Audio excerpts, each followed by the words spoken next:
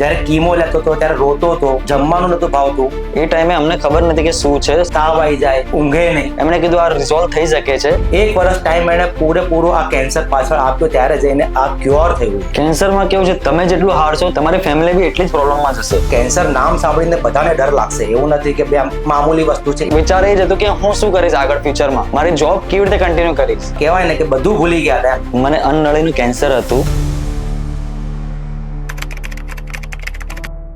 એ ટાઈમે અમને ખબર નથી કે શું છે. શરૂઆતમાં મને ખાવામાં પ્રોબ્લેમ થતી હતી. અમુક દિવસ દવા લીધા પછી બી આ ફરક પડ્યો નહીં.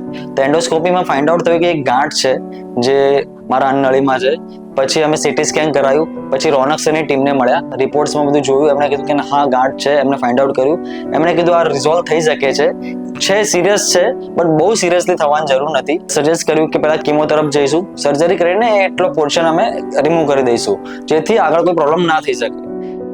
જેમ કે આપણે મંદિરમાં જઈએ ને ભગવાનને કહી દઈએ કે ભાઈ હવે તમે જોઈ લેજો કરીને, એવી રીતે અહીંયા પણ અમારું એવું જ થયું કે અમે બધું રોનક સરને કહી દીધું કે ભાઈ હવે તમારે જ જોવાનું છે, તમે જે કહેશો પ્રમાણે અમે આગળ વધીશું.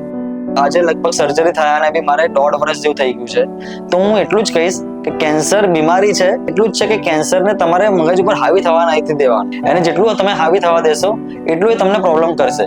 તો જસ્ટ એક માઇન્ડ ગેમ છે, તમે જસ્ટ રિલેક્સ રહો, ખુશ રહો, તો તમે કેન્સરને ઇઝીલી હરાવી શકશો. એ ટાઈમે અમને બી બહુ બધા પ્રોબ્લેમ આવ્યા.